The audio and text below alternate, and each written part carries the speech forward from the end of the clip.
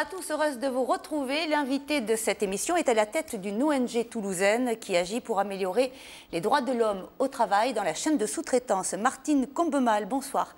Vous êtes directrice de RHSF, Ressources Humaines Sans Frontières. Et on va revenir sur une information qui mérite un éclairage. On a vu récemment, dans le journal de France 2, ça a été repris également dans d'autres médias, un reportage consacré, qui a été en tout cas présenté comme une avancée sociale en Chine. Il s'agit des usines Foxconn, qui sont sous-traitants d'Apple, qui s'apprête à organiser des élections parmi les personnels pour désigner librement des représentants syndicaux. Et vous connaissez bien la situation sur place et vous nous avez contacté pour nous dire attention, on est encore loin d'un syndicat indépendant de l'entreprise. Pour quelles raisons ? Alors on est loin d'un syndicat indépendant de l'entreprise parce que le gouvernement chinois ne veut pas d'autres syndicats que le syndicat gouvernemental. Pourquoi ? Parce que dans les entreprises, le gouvernement doit être représenté. Et le gouvernement chinois estime que la meilleure représentation, c'est lui. Donc, le syndicat représente le gouvernement. Et quand j'interroge des ouvriers dans des entreprises en Chine, je passe évidemment par le syndicat gouvernemental et souvent les représentants syndicaux, enfin entre guillemets, ne savent même pas qu'ils sont représentants syndicaux. Donc ces élections de personnel, ça va changer quoi exactement ? Alors déjà, chez Foxconn, il faut dire que ce n'est pas des élections d'un syndicat, on n'élit pas des syndicats. C'est des élections de représentants de personnel, un peu comme notre comité d'entreprise ou nos délégués du personnel. Mais ce n'est pas des syndicats. La différence avec les syndicats, c'est que les syndicats sont libres, sont protégés par une loi et ne dépendent pas de l'entreprise, mais sont au niveau national, comme CFDT et CGT chez nous. Voilà. Donc ces élections du personnel dépendent uniquement de l'entreprise. Mais c'est-à-dire que ces représentants qui vont être élus n'auront aucun poids dans l'entreprise, aucun moyen d'action ? Moi, je ne suis pas... c'est Fair Labor Association qui s'occupe de ça. Si vous voulez aller voir leur site, vous pouvez aller voir leur site et vous verrez le suivi de cette affaire. Je connais Fair Labor Association parce qu'on travaille avec eux. Ils ont déjà mis ce genre de choses en place. C'est en fait des élections de personnel dans l'entreprise. Est-ce qu'ils auront du pouvoir ou pas ? La question à se poser, c'est qu'est-ce qu'on va leur donner comme feuille de route ? Surtout, est-ce qu'ils vont être protégés ? C'est-à-dire qu'on peut avoir des élections du personnel, mais s'ils ne peuvent pas parler, s'ils ont peur d'être licenciés, s'ils ont peur parfois d'être tués, parce que ça peut arriver, s'ils ont peur de toute représailles, on ne peut pas parler, ça ne sert à rien, les représentants de personnel. La première question à se poser, c'est est-ce qu'ils sont protégés ? Il n'y a pas de loi qui protège les représentants de personnel. La deuxième chose, donc, si on veut être positif, peut-être que FLA a mis en place un système. FLA, c'est Fair Labor Association. C'est une ONG. C'est une ONG. Et peut-être que cette ONG a mis en place un système, c'est-à-dire que si les représentants du personnel sont menacés d'être licenciés, à ce moment-là, ils peuvent avoir ce qu'on appelle une hotline, leur téléphoner. Donc, il faut bien vérifier que ça a été mis en place. La deuxième chose, il faut savoir qu'en Chine, on n'a pas l'habitude de négocier. Ce n'est pas une habitude, ce n'est pas dans les habitudes. Donc, il y a une distance hiérarchique qui est très importante. Donc, il faut former les gens. Est-ce qu'on a formé ces gens-là à la négociation ? Donc, quand ça existe dans d'autres entreprises, ces représentants du personnel, on s'aperçoit que s'ils n'ont pas de formation, ce qu'ils sortent, c'est les problèmes à la cantine, les problèmes d'hébergement. Les vrais problèmes n'existent pas. Négocier le salaire, ça n'existe pas non plus. On ne négocie pas le salaire comme ça. Donc, c'est ça qu'il faut regarder. Alors, comment justement ces droits des travailleurs peuvent évoluer en Chine ? Alors, il y a plusieurs choses. On a dit, vous savez que depuis l'histoire de Nike, on a découvert du travail des enfants dans les usines en Chine.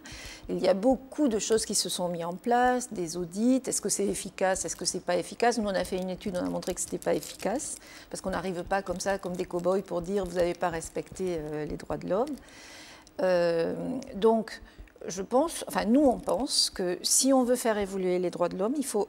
Dans l'entreprise, il faut faire comme on a fait ici, notre évolution du 19e siècle en gestion des ressources humaines jusqu'à maintenant. C'est-à-dire on introduit la gestion des ressources humaines, les droits de l'homme, dans le cadre du business de l'entreprise. Ça, c'est la première chose, et effectivement, ça passe par des lois. Et ça, ces lois, pour les obtenir, il faut quoi? Ça passera, le peuple chinois pourra les obtenir le peuple chinois fait bouger les choses. Ça a bougé. Hein, ça a bougé énormément. Bon, je sais que, par exemple, on travaille sur un projet en Chine. Moi, je n'y étais pas revenue depuis 1 an. Hein. C'est pas 1 an après, les choses ont beaucoup bougé. Shenzhen, là où est l'usine Foxconn, c'est un lieu, c'est un peu un site pilote pour le gouvernement chinois. Il commence à pousser pour qu'il y ait des comités, des représentants du personnel dans des comités santé-sécurité, pas des syndicats, hein, mais au moins des comités. Donc ça commence à bouger, les salaires augmentent énormément. Alors si la situation évolue en Chine des travailleurs, le risque c'est que peut-être les firmes aillent sous-traiter dans d'autres pays. C'est plus qu'un risque, c'est avéré. C'est déjà le cas. C'est déjà le cas. Où ça, par exemple, Shenzhen, on le voit déjà.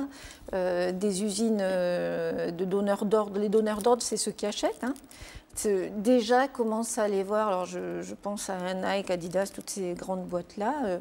Elles ont une politique d'achat responsable, mais derrière, certaines entreprises, donc je ne peux pas les citer, mais d'autres entreprises commencent à dire, bah, écoutez, vous êtes trop cher, les salariés commencent à revendiquer tout ça, donc on va aller sous-traiter ailleurs. Et sous-traiter ailleurs, c'est des pays où le salaire est moins important, et c'est le Bangladesh, c'est la Malaisie où on peut avoir des travailleurs migrants. Alors, par quel type d'action et de partenariat vous pouvez améliorer les droits de l'homme au travail? Comment et avec qui vous travaillez? Comment avec qui? Nous, on travaille avec Fair Wage, par exemple, qui est une émanation du BIT. On travaille avec des organisations qu'on a identifiées sur place. On analyse les risques pays et puis on travaille en réseau. Mais on essaie de travailler aussi de façon très professionnelle parce qu'on ne peut pas entrer dans les entreprises en parlant des droits de l'homme comme ça. Donc notre angle d'approche, c'est de parler business avec les entreprises. Parce que derrière, nous, ce qu'on veut, c'est l'amélioration des droits de l'homme. Donc, les partenariats que l'on a, c'est chaque fois en fonction d'un sujet très précis. Oui, le but, c'est de pas leur expliquer, enfin, c'est de leur expliquer que l'intérêt n'est pas que lié à l'image de l'entreprise, elle est aussi liée à la productivité de l'entreprise. Exactement. J'ai un exemple là d'une entreprise avec laquelle on travaille en Chine, enfin, laquelle on travaille. Il faut savoir que nous, on n'est pas des consultants, donc nous, notre but, c'est l'amélioration des droits de l'homme au travail. Donc quand on intervient dans une entreprise, c'est dans le cadre d'un projet pilote. On a, si je peux donner une image, le terrain est aride et nous on est avec notre petit arrosoir, on essaie de faire pousser une plante en se disant que derrière il va y avoir une pépinière, hein, c'est notre rôle. Donc on a un projet pilote en Chine où on a essayé de mettre autour de la table l'entreprise donneur d'ordre, les entreprises sous-traitantes, des ONG comme Greenpeace ou d'autres ONG. Alors je ne sais pas Greenpeace en l'occurrence, mais on essaie de les rencontrer et à partir de là, on essaie comment on va faire. Et on s'est aperçu que l'entreprise avait des problèmes. Elle ne peut pas retenir le personnel s'en va. Pourquoi il s'en va? On discute avec eux, ils nous disent ils s'en vont, on ne sait pas, ils ne sont pas heureux dans notre entreprise. Donc vous les aidez à... Alors nous, on dit, on va essayer de voir comment garder le personnel. On parle avec le personnel et on travaille voilà, on se met autour de la table et on travaille ensemble. Alors rapidement, puisqu'il nous reste peu de temps, on va voir un exemple dans un pays dans lequel vous êtes intervenu. Alors voilà, ça c'est un lodge au Kenya. Oui, de luxe. De luxe. C'est une ferme éco-responsable. Il fallait que vous l'évaluiez. C'était une demande du FLA. Et là, que découvrez-vous sur place? Alors, nous, donc on a été évaluer cette ferme éco-responsable. Là, ce qu'on voit à l'image, c'est le lodge, entre guillemets, des salariés. Ceux qui sont là la journée ou à la semaine. Et ça, cette brouette, c'est là-dedans qu'ils font leur toilette? C'est là qu'ils font leur toilette. Ça, c'est la douche. Alors derrière le luxe de cette ferme éco-responsable, il y a ces conditions de travail. Elles se sont améliorées? Alors chaque fois on regarde si les choses se sont améliorées. Donc on a demandé à mettre un plan d'action. Et effectivement, oui, les choses se sont améliorées. Ces fermes n'existent plus, ces logements n'existent plus.